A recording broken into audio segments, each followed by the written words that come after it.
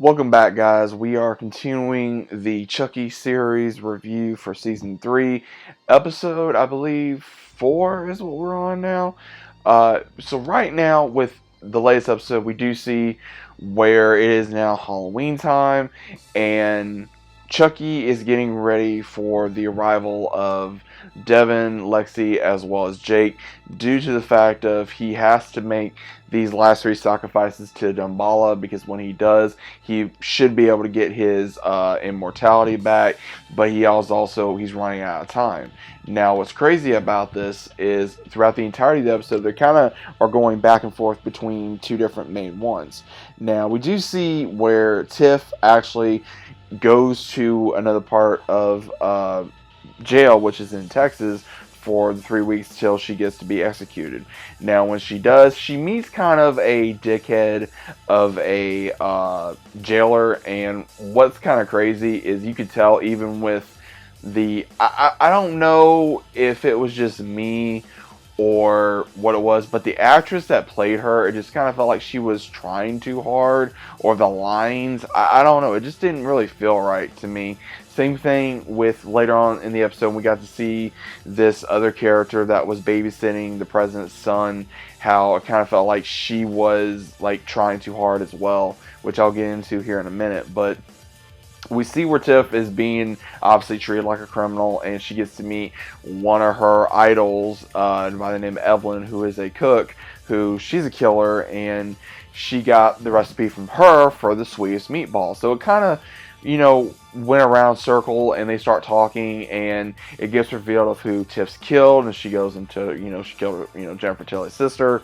and then it goes into the whole thing of her calling her a murderer and all that stuff, and then Tiff does get her stuff that she ordered or asked for by her attorney, which was obviously the Voodoo for Dummies book, and then a bunch of handmade straw dolls. So what she does is old school voodoo to go ahead and kill the one Evelyn, and then she also gets a hold of the guard that is in charge of her, stating to her that she needs to get all personal items from each person, and that way she can go ahead and walk out of the prison so she can be free. So she has 3 weeks until this gets done.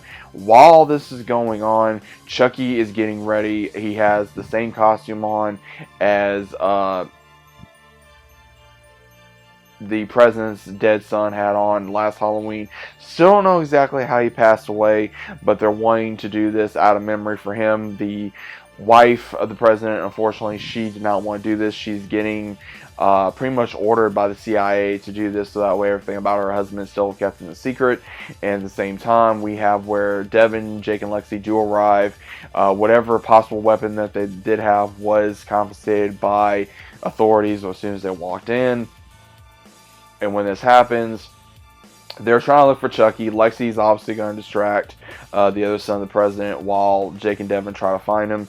They are unable to, and then when they finally do, again, it's kind of interesting how Chucky is able to kind of still manipulate children, because even, I'm just going to say this again, I know it's a child, but it's really kind of interesting how Andy was actually a lot smarter as a kid than these last few kids that we have dealt with. That's what's really got me, is like, damn, has kids become really that dumb?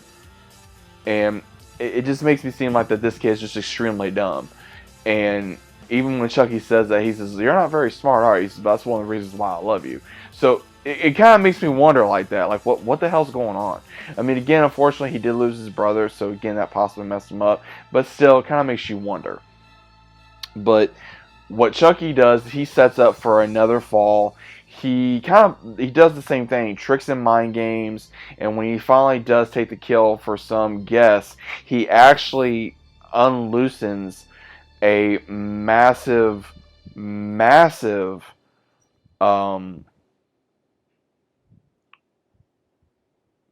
ball or chandelier, to where it just breaks and it kills 10 people.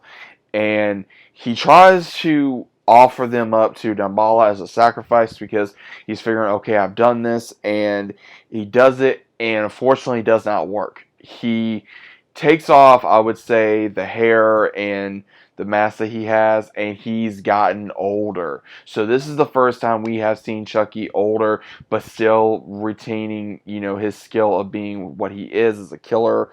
And we see the kid come in and say, "Oh, Joseph, are you sick?" He's like, "No, I'm fucking dying." It was really funny because just by the way he said it, and then obviously, mind games the president thinking that, we saw his dead son, and then at one point we saw his son.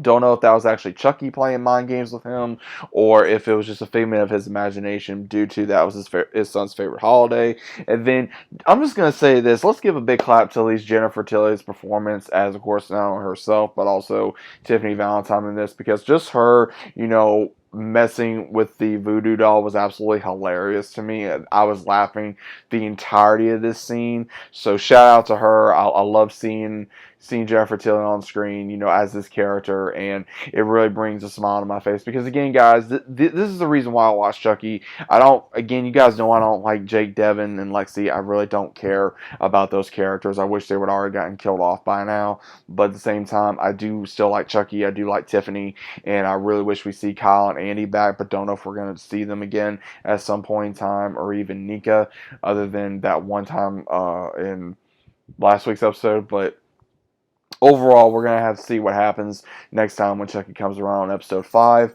What do you guys think about the episode so far? Are you guys enjoying them, or is it just the same? Is it getting worse, or is it getting better? Me, I feel like it's staying in the middle, where you have good episodes, you have bad episodes, and then you just get parts of the show where you either want to skip, or it was just kind of like, okay, what do we do type of it. Do we just watch it? Do we deal with it? Or what? I think honestly some of the writing can be better for some of these characters, like the caregiver that was watching the younger brother. I think her lines could have been a lot better. I think the guard that is now Tiffany's minion could have been a lot better for her lines, or I don't know. I don't know if it was the acting. I don't know if it was the lines. I'm not entirely sure. That was just the way I saw it. But again, I just feel like that some of this could have been better, in my opinion. But overall, I did enjoy the episode to a certain degree. I just feel like it could have been better. But let me know what you guys think about it down in the comments down below. If you guys are new to the channel, obviously about subscribing. Leave a bit of like on the video if you guys did enjoy. What are your thoughts about the season thus far? What do you think is going to happen? Let me know down in the comments, and I'll see you as always on the next one.